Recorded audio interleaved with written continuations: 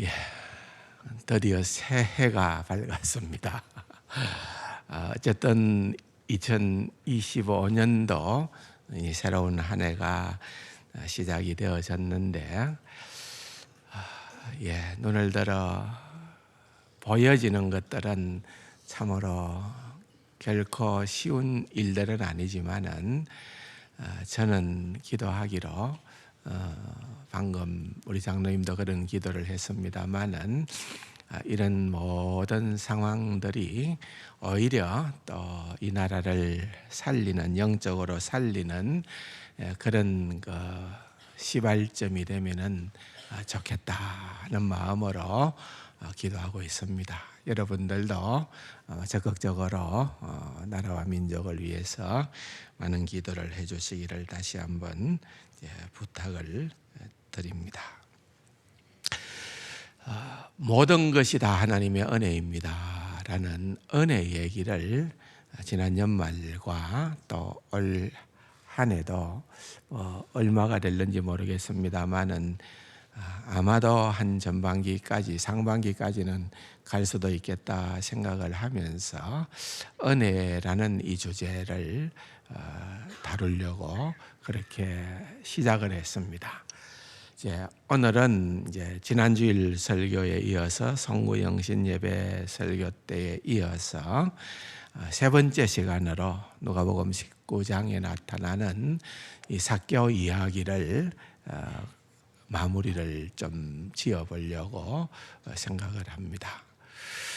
은혜하면은 우리가 생각할 수 있는 대표적인 인물이 삭개오다고 그렇게 보자는 거죠.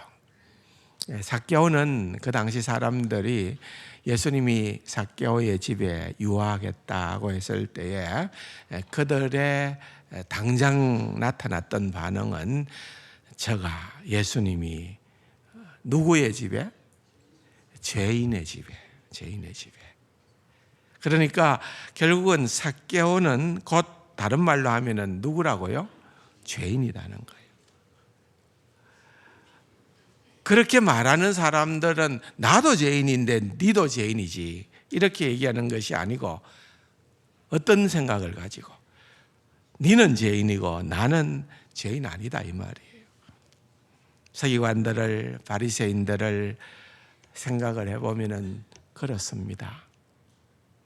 사람들 삭개오를 적어도 알만한 그 당시의 유대인들이라고 한다면은 그 사람이 얼마나 돈이 많았는지 억수로 부자라 하니까 돈도 많았겠죠.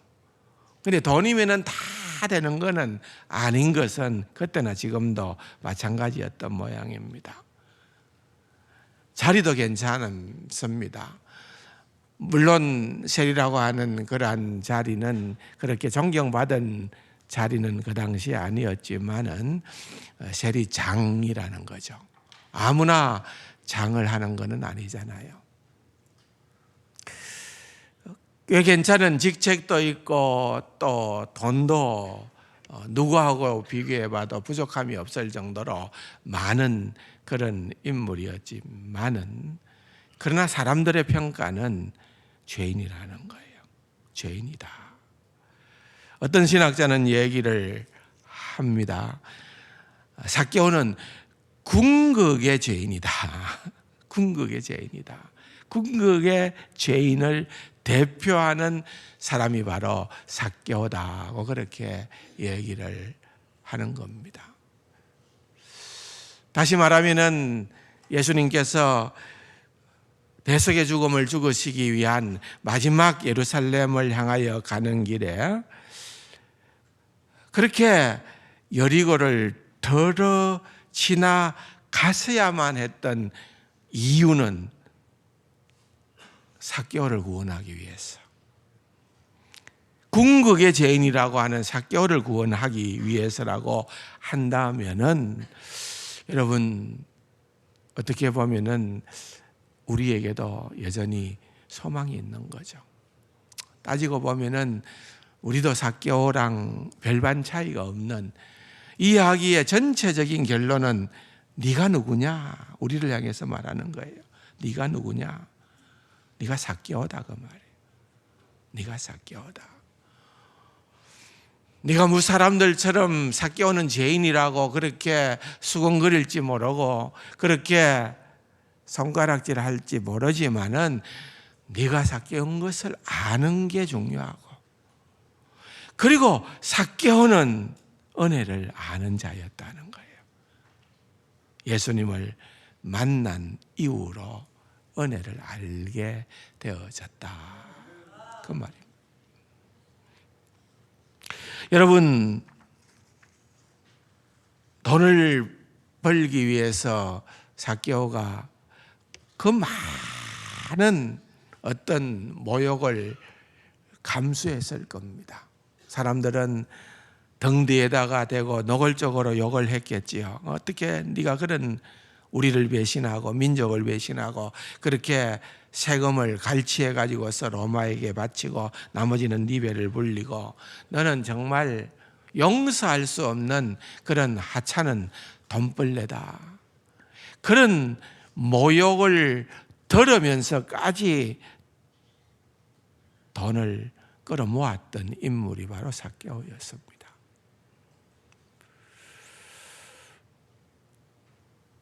그 누구도 그를 따뜻하게 대해주는 사람은 아무도 없었어요. 모두가 그를 죄인 취급하고 또한 개 취급을 하고 그렇게 사람 취급을 하지 않는 그런 상황 가운데 어느 날 그의 귀에 들리는 소문은 다른 사람이 있다더라. 세리를 또는 창녀를, 세상 사람들이 손가락질하는 그런 사람을 친구로 생각하는 그런 분이 있다더라. 그분이 듣자니 예수신데 그분이 지금 이 마을을 지나간다더라. 도대체 어떤 분인가? 나는 평생에 내 주변에 나를 가까이 하는 사람, 뭐 돈 때문에 친구가 혹시 될 법했던 사람은 있었을지 모르겠지만은, 그러나 궁극의 죄인이라고 하는 삭개오에게 아무도 없었어요. 그는 너무너무 힘들었고 외로웠어요. 그런데 그런 소문을 가진 예수님이 우리 마을을 지나간다더라. 소문을 듣고서는 그분을 만나 봐야겠다. 도대체 그분이 어떤 분인가? 돌무화과 나무, 뽕나무에라도 올라가서 많은 군중들 때문에 그는 키가 작았고 그래서 예수님을 놓치기가 쉬운 그런 형편이었지만은 예수님을 얼마나 간절하게 보려고 했는지 모릅니다. 놀라우게도 예수님이 그에게 다가왔습니다. 초면인데도 불구하고 삭개오의 이름을 불러줍니다. 얼마나 놀라겠습니까? 그 많은 사람들 가운데에서 삭개오의 이름을 부르면서 게다가 내가 오늘 내 집에 머물겠다. 유해해야 되겠다. 여러분, 삭개오가 죄인이라는 것은 모두가 다 잘 압니다. 그런데 결국은 여러분, 죄인에게 우리 주님이 찾아오게 되면은 은혜가 나타나는 거예요. 예수님이 그 지방의 제일 유지인 유명한 랍비의 집에 가서 머물겠다. 사람들은 당연한 걸로 생각하는 거예요. 또한 랍비도 당연하게 생각할 거예요. 모든 것이 다 당연하다고 생각하는 사람들은 은혜와 상관이 없는 자입니다. 은혜는 그런 게 아니에요. 자격이 없는데 나는 그럴 만한 위치가 아닌데 놀라우게도 그와 같은 것들이 임하게 될 때에 우리는 그것을 은혜라고 얘기를 합니다. 여러분 10절밖에 안 되는 이 절이기 때문에 굉장히 함축해서 기록이 되어져 있습니다. 예수님이 삭개오의 집에 가서 어떤 일을 펼쳤는가는 우리는 기록이 없으니까 알 수가 없습니다.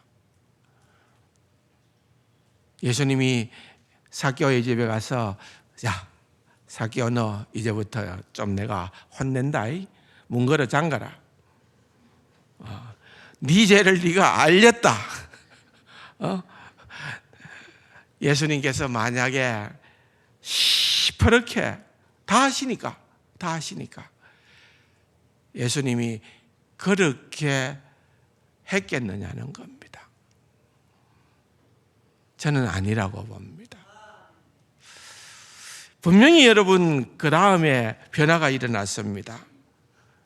여러분 삭개오가 어떻게 반응을 보입니까? 8절에 주여 보시옵소서 내 소유의 절반을 가난한 자들에게 주게 사오며. 여러분 제가 삭개오의 재산이 얼마인지는 모르지만 억수로 부자라 그랬죠. 그 원어적인 의미가 그런 말이에요. 아마 삭개오는 여리고성의 제일 부자였을 수도 있어요. 그런데 그 가지고 있는 것의 절반을 가난한 자들에게 주겠다. 여러분 유대인들은 기본적으로 11조 개념을 가지고 있습니다. 율법에 익숙하기 때문에. 그래서 10%는 항상 하나님께 드린다라는 생각을 가집니다. 그런데 자기 재산의 10%를 떼어놓는 것, 그는 기본적이라고 생각을 하는데 거기에 또 10%를 떼어가지고 내어놓는 사람은 매우 너그러운 사람, 굉장히 관대한 사람으로 칭송을 받았답니다. 그런데 20%가 아니잖아요. 내 소유의 절반을 가난한 자들에게 주게 사오며. 여러분 이건요,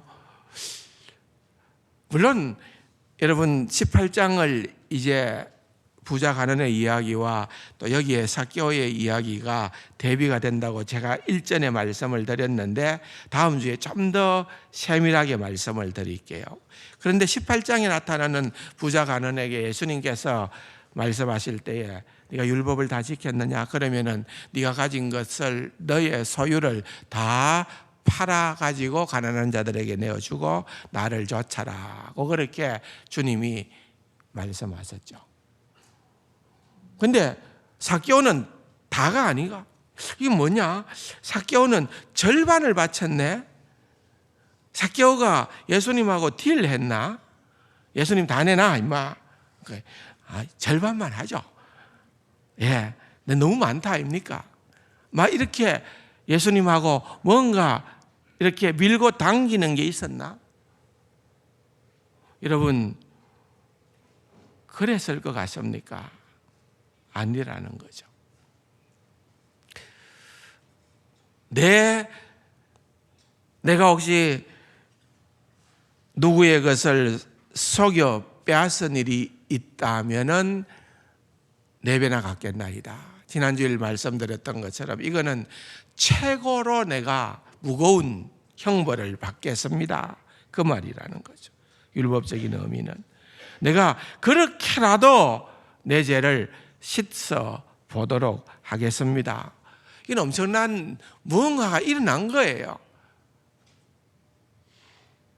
그동안은 움켜쥐었던 그런 삶만 살았던 삭개오가 이제 뭔가 지금 자꾸만 내려놓는 거예요. 회개의 열매라는 거죠. 그런데 여러분 회개는 우리가 두 가지로 생각을 해볼 수가 있어요. 죄를 지적할 때에,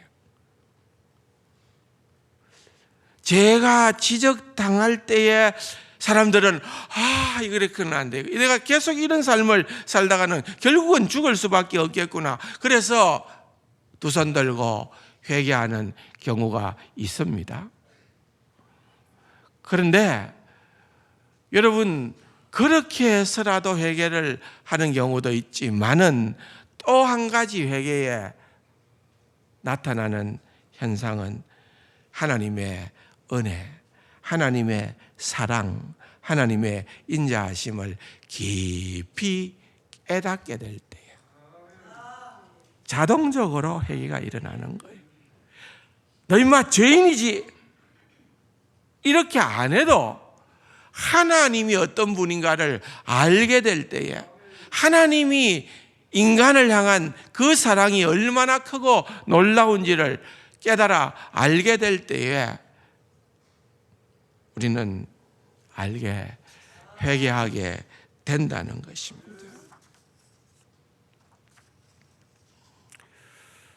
여러분, 18세기에 유명한 아메리칸 인디언이라 그러죠.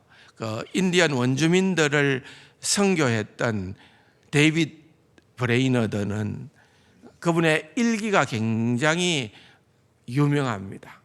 어린아이들을 위하여서 만화책으로도 나오고 우리말로도 다 번역이 되어 있는 그분의 일기책이 굉장히 유명합니다만은, 그분의 일기책에 보면은 이런 내용들이 등장을 합니다. 내가 공개적으로 그러나 심하지 않는 말로 울지 말라고 했는데 또 많은 인디언들이 눈물을 흘리고 있었다.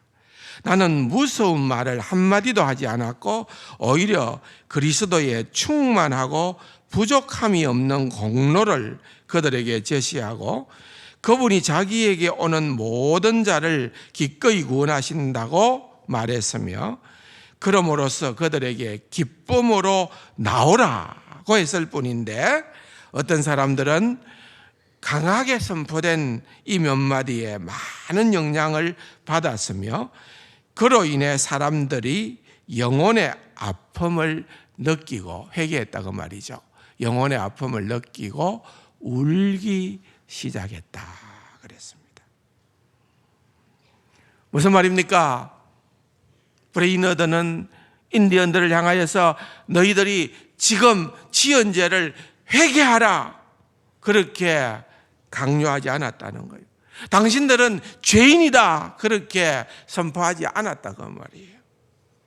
하나님이 얼마나 선하신 분이고 예수 그리스도는 얼마나 영광스럽고 우리에게 얼마나 자비로우신 분이고 그분이 우리를 찾아오시고 우리가 그분 앞에 나갈 때 그분은 얼마나 우리를 반겨주시고, 여러분, 당자의 비유에서 돌아오는 당자를 향하여서 아직도 상거가 먼데 거리가 있는데 그 폼이 아들의 폼인 거예요.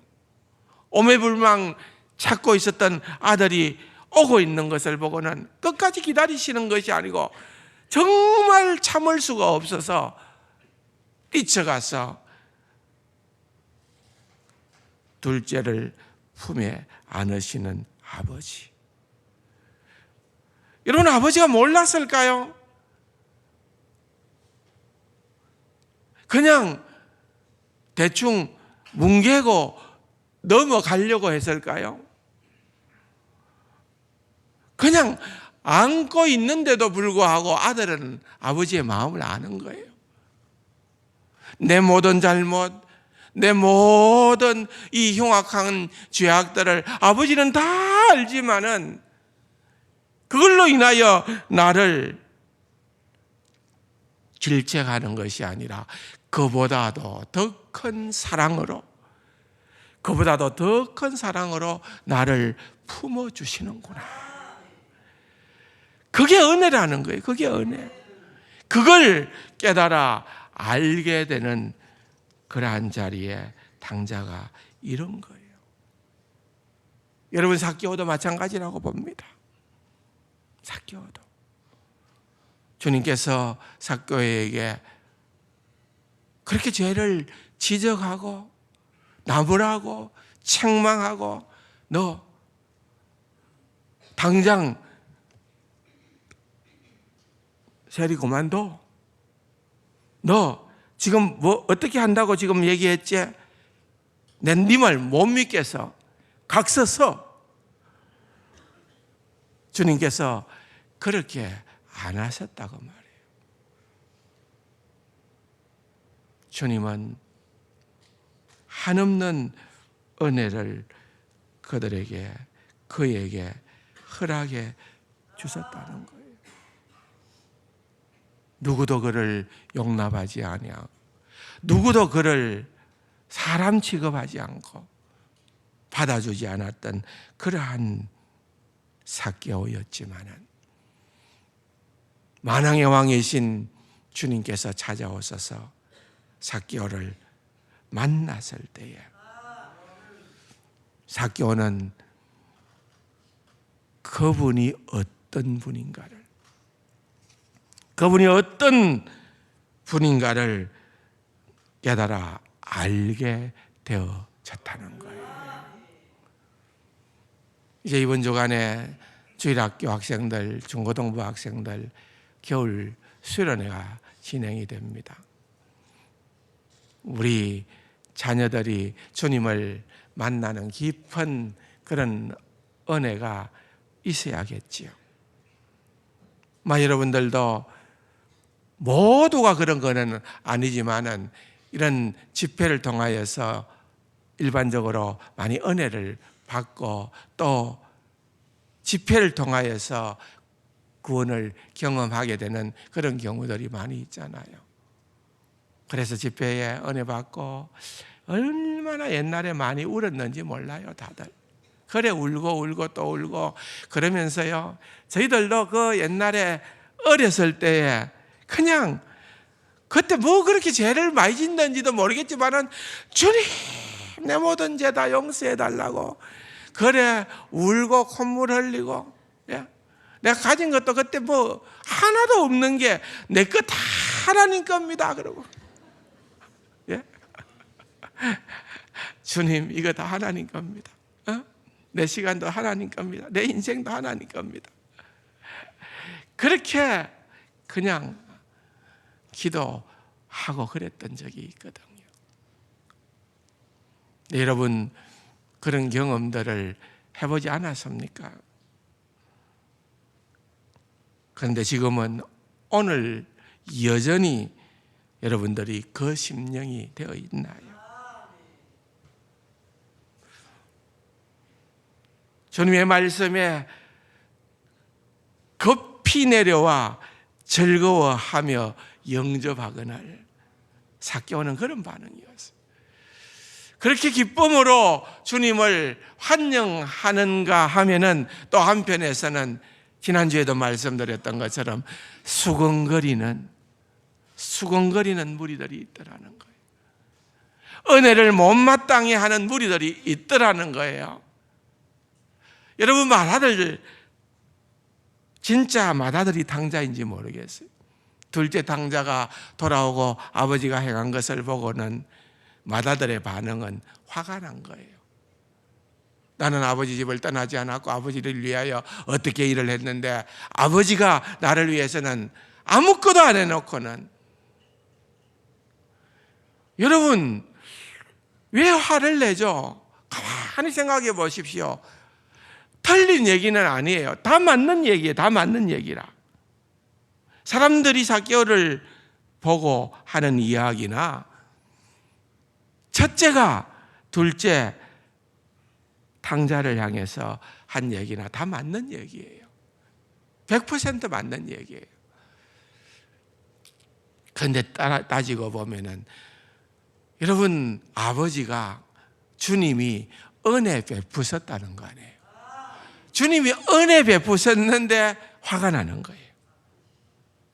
주님이 은혜 베푸시는데 나는 수군거리는 자가 되는 거예요. 여러분 이건 진짜 우리가 조심해야 될 부분입니다.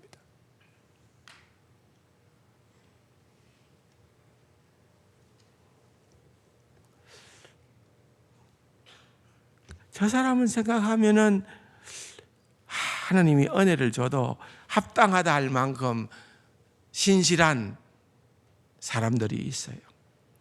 그런데 그렇게 주어지는 것은 당연하다고 생각하는 거예요. 근데 뭐 진짜 교회도 그렇게 나오니만이 뭐 그냥 신앙생활도 하니만이, 그런데 그런 사람에게 하나님이 크신 은혜를 주는 것이 목격이 되어진다면은 내가 화가 나는 거예요. 은혜 때문에 화가 난다니까요. 그래서 지난 주일날 말씀을 드렸던 것처럼 은혜가 교회에 있는 사람들을 때로는 화나게끔 만들어버리는 거예요. 참 웃기는 일이죠. 왜 그럴까요? 여러분, 우리가 신앙생활을 좀 하다 보면은 한 10년 정도 신앙생활 열심히 하다 보면은요, 그렇게 되는 경우가 참 많이 있습니다. 은혜를 놓쳐버리기 때문에 그래요.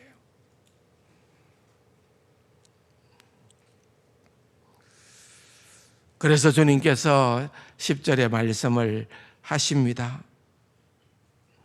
인자가 온 것은 잃어버린 자를 찾아 구원하려 함이니라. 참 주님이 이것 때문에 오셨다는 거예요. 이것 때문에 오셨다. 너희들 아니? 내가 왜 왔는지. 너희들도 아니? 내가 왜 여리고로 이렇게 들어와야만 했는지. 여러분, 착각할 수 있습니다. 삭개오는 자기가 예수님을 보고자 해서, 자기가 예수님을 만나려고 나무에도 올라가고 자기가 했다는 거예요. 자기가. 근데 여러분, 결론적인 말씀은 인자가 왔다는 거예요. 내가 주님을 찾았던 것이 아니라, 그건 우리의 착각이에요. 궁극적으로는 은혜는 주님이 우리를 찾아오시는 겁니다. 주님이 우리를 찾아오시는 거예요. 주님이 삭개오를 찾고자 여리고로 들어가셨다는 겁니다. 주님이 삭개오를 찾고자 뽕나무 아래로 가셨다고 말입니다. 주님이 삭개오를 구원하고자 내가 오늘 내 집에 머무르겠다. 영어로 must. 반드시 내가 필연코 거기에 머물겠다. 그 말이에요. 이유가 있는 거예요. 그를 구원하기 위해서라는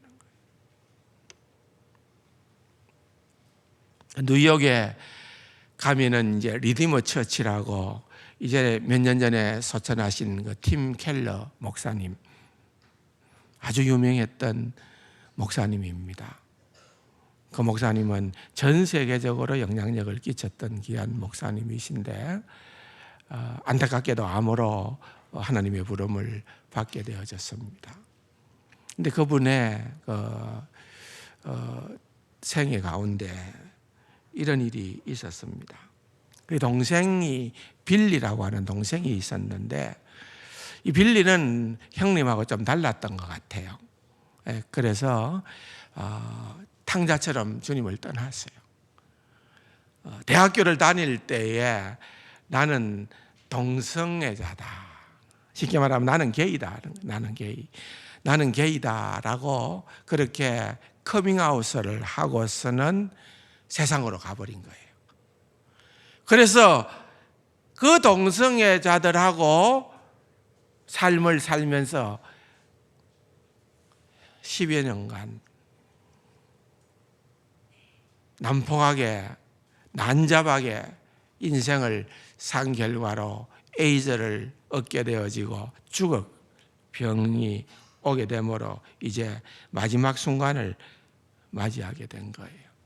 얼마나 여러분 목사님이 형님이 안타까워하겠습니까?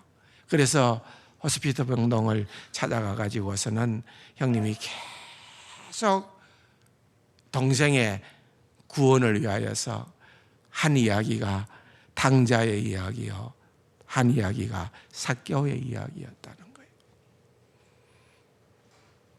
동생은 어떤 반응을 보였는가 하면은 형, 하나님이 나 같은 죄인을 받아주실까? 자기가 어떤 삶을 살았던가를 너무나도 잘 알고 있었기 때문에 하나님이 나 같은 죄인, 형님이야 다르지. 형님은 존경받는 목사고 세계적인 목사고 리디머 처치의 담임 목사고 하나님이 기뻐하시는 그러한 인생을 살았으니까 형님은 아무 문제가 없지만은 나 같은 죄인은 하나님이 받아주실까? 어릴 때 주일학교로부터 늘 다니면서 신앙생활을 했지만은 사실은 자칫 잘못하면은 율법주의적이 될 수밖에 없잖아요. 뭘 하고 무엇을 하지 말고 이렇게 해야 하고 이렇게 하면은 안 되고 이렇게 행하면은 큰일 나고 그런 의식들이 그의 머릿속에 가득 차 있었기 때문에 나는 소망이 없는 것이 아니냐. 그런데 여러분, 성경은 어디에도 그 누구라도 하나님이 받아주시지 않는 죄인은 없다 이겁니다. 믿습니까? 하나님이 받아주시는 거예요. 하나님. 야 임마, 네 그래 놓고 무슨 낯짝으로 내한테 와? 모르겠다. 난 너 상관없다.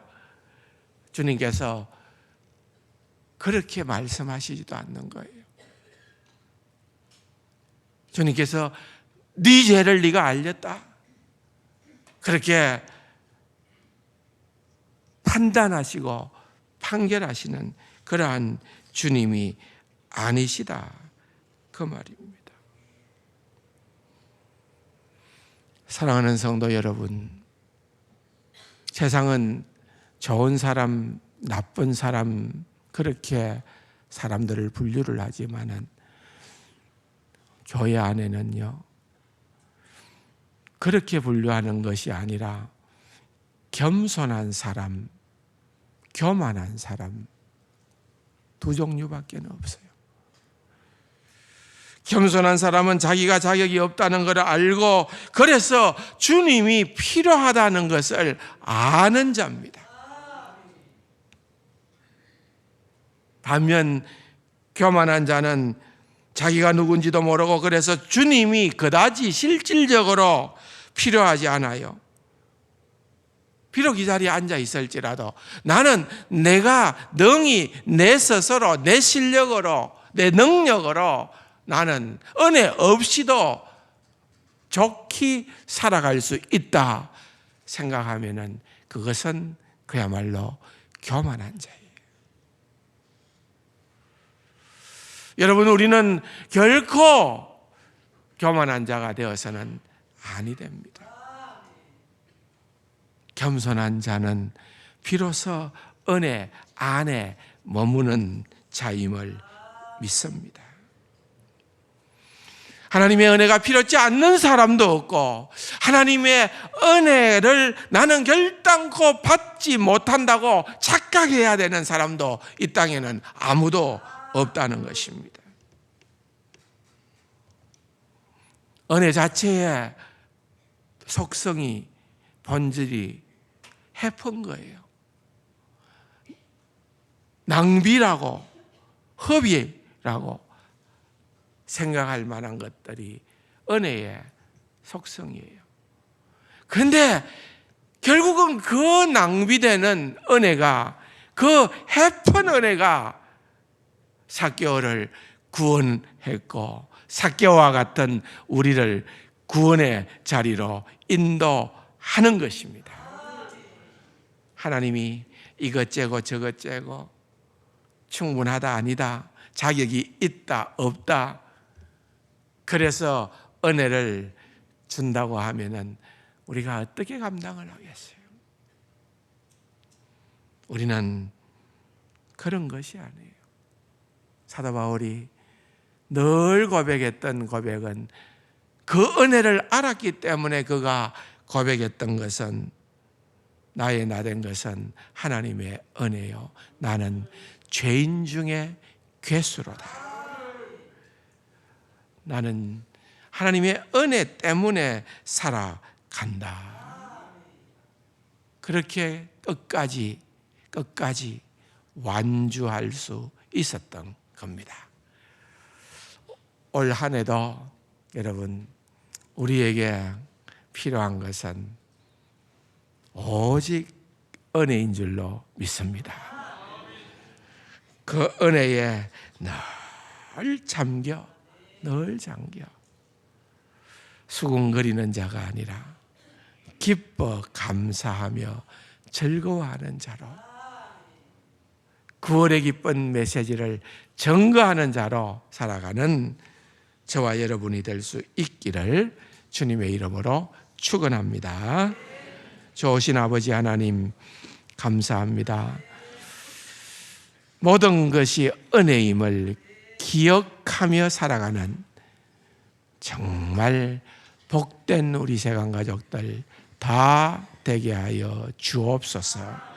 존귀하신 예수님의 이름으로 감사기도 드립니다. 아멘.